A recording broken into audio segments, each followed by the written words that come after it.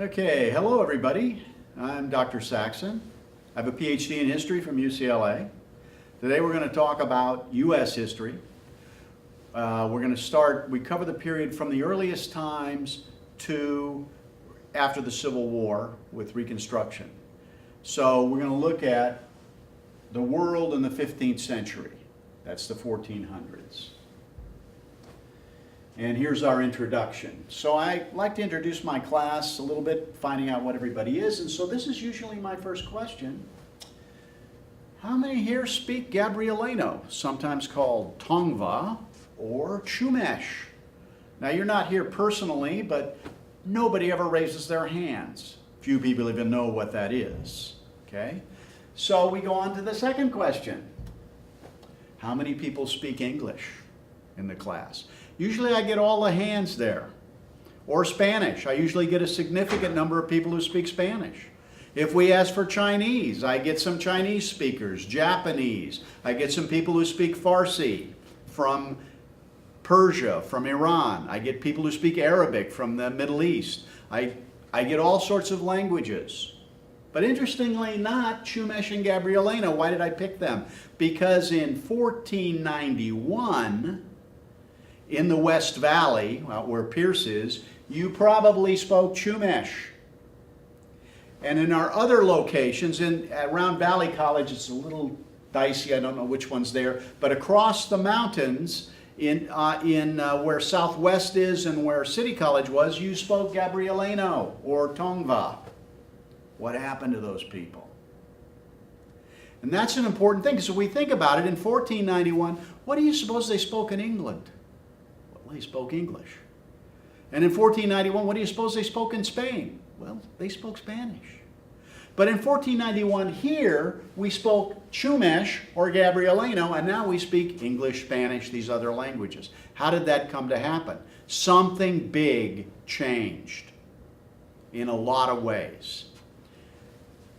And that's part of what this class is about. All right? So why do we speak European and other world languages and not North American languages, not Native American languages? That's one of our questions, one of our major themes here. And one of the other themes we're going to talk about here is, what is the 500-year mistake? Okay, so we're going to look at the world of the 15th century. This is like 1400s. Okay? The superpower then was Ming China. You probably heard of Ming pottery. It's one of the most famous pottery styles in China. They were clearly the superpower. They had the strongest army, they had the strongest navy, they had the best technology, they had everything. Okay. In the New World, the Aztecs and the Incas were both reaching the height of their power. In Africa, there were two mighty empires in the northern part of Africa, Songhai and Kanem Bornu. They'd both been in power for centuries. They would be in power for several centuries more. Very strong. In Europe, the strongest power was Turkey. The Ottoman Empire would besiege Vienna twice during this period of time. Vienna in Austria, right in the middle. They controlled everything south and east of there. They controlled all of North Africa. They were the big cheese. In India, the Mughal Empire was thriving. These are the people who built the Taj Mahal, another beautiful civilization. And yet, the world is going to be, okay, and in East Africa we had the Swahili city-states. Forgot about that part. In East Africa we had the Swahili city-states that had existed at this point for, about 400 years, maybe 500 years. They traded ivory to the Indians. So, you see ivory carvings from India. It's all African ivory. Indian ivory doesn't carve well. So that trade had been going on for centuries. Okay, so what we're left with is, wait a minute, why Europe? Well, how did Europe win with all of these other countries, all these other places involved? Okay, so there are several views of history, and if I was teaching this class a little over 100 years ago, say We're now in 2015, so it'd have to be 101 plus years ago. Everybody knew the answer. Race. The answer was white people were obviously clearly dominant. That's why they took over. That's why Europe controlled the world. Well, we all know that's baloney. Anybody who knows more than 3 people in a different race knows that some are smart, some are stupid, some work hard, some are lazy, some are creative, some not so much. You know, people are people, right? Race has nothing to do with it. 50 years ago, they would have said it's capitalism and Christianity. Sounds good. There's a little problem with this. The Christianity they're talking about is Protestant work ethic. What was the religion of Spain and Portugal? Those are the first 2 countries that took everything. Seems I remember they're Catholic. They're not Protestant. So that doesn't quite jive. Okay? And then, you know, so then, and this capitalism thing has to do with like technology and all that stuff we've got. And so that didn't satisfy either. The modern answer that most people believe with was put out in a book by Jared Diamond of UCLA called Guns, Germs, and Steel. It's Pulitzer Prize winning. If this was a class in world history, I'd make you read it. I'd advise you to read it anyway. It's a great read. But basically he says Europe won because it had the best weapons, the best technology, and the best diseases. Very strange, all right? But if we look at this technology, the technology that allowed Europe to control the world, they had the compass, they had what's called the stern post rudder. That's where you put the rudder at the back of the boat instead of along the side. You know, so if you ever wondered why we call the right side of the boat the starboard side, that's really shorthand for the steering board. That's where Europeans used to have the actual paddle, the big paddle that guided the boat, and hence you couldn't land at the port on that side. You had to land on the other side of the boat, which we call port. Hence the name starboard, port. Well, that's not really good. You need the rudder in the middle of the back. That's why all modern boats have it, okay? And we needed movable type and paper to communicate whatever we found and distribute it so people would know what it was. We needed gunpowder for weapons. Well, if you look it up, the Chinese had all these things first. So why aren't we all speaking Chinese? Why didn't China conquer the world? And the reason is, you know, why Europe, not China? And the reason is we have to look a little bit at networking here. The reason is actually what we're going to find out, what I call the 500-year mistake. Okay? So networking in history, all right? So in the old world, if we look at the old world, Asia, Europe, and Africa are really all one big island connected at the Suez Canal. Okay? And they communicate pretty well with each other. The only part that's sort of isolated is Africa south of the Sahara Desert. When the Sahara forms, it wasn't always there, by the way, but when it formed in about 3000 BCE, Africa began to be cut off. All right? There are inland seas like the Mediterranean, the Black Sea, the Arabian Sea, things like that. They become highways. People can travel along those pretty easily. The Red Sea, others, all right? But the ocean, the Pacific, the Indian, the Atlantic, those are barriers. People don't really like to sail far from land because they don't have the modern equipment we have. They have compasses maybe, they have astrolabes, but they don't have enough equipment to really do that, all right? So somehow, poor Europe and rich China got linked. How did they get linked? They got linked by one of the most misunderstood empires in the history of the world. They were linked by the Silk Road and the Mongol Empire. Yes, the Mongols, Genghis Khan and those boys. We think of them as uncivilized barbarians, but in fact, actually, they promoted civilization. They used to love to get Christians, any flavor, including like people like Nestorians, which is an archaic branch of Christianity, with Catholics and with Muslims, both flavors, Shiite and Sunni, and Buddhists, and have a big debate. They loved that kind of stuff. They loved the interaction of people, which is part of why China hated them, because as we all remember, Marco Polo gets to rule a part of China. Yeah, what's this little European guy doing running China? Chinese hated the Mongols for doing stuff like that. But they did it, and it linked everybody together. But when it collapsed, when the Chinese finally overthrew the Mongol Empire after the reign of Genghis Khan, the network was broken. And in a network, if you've got a network and everything's linked together, obviously the best part of the network is in the middle. So in the middle, which is pretty much the Middle East, someplace like that, they were still getting stuff from China and from Europe. They were happy. But out at the ends, they weren't. And what happens, we kind of see this in the modern world today. If you think about things like ISIL. Where is ISIL located? It's not in Baghdad. That's the center of Iraq. It's not in Damascus. That's the center of Syria. It's on the border between Syria and Iraq. Because borders, for most people, that's where things are weakest. Think about our own border to the south here with Mexico. You know, Mexico City is probably a perfectly safe place to be. But we all know part of the charm of places like Tijuana and Ciudad Laredo and whatever are that they aren't. All kinds of crazy stuff happens in places like that. So borders are weak points. It's places where people can take advantage. And so once the Mongol Empire broke up, at every border there was a chance to get robbed.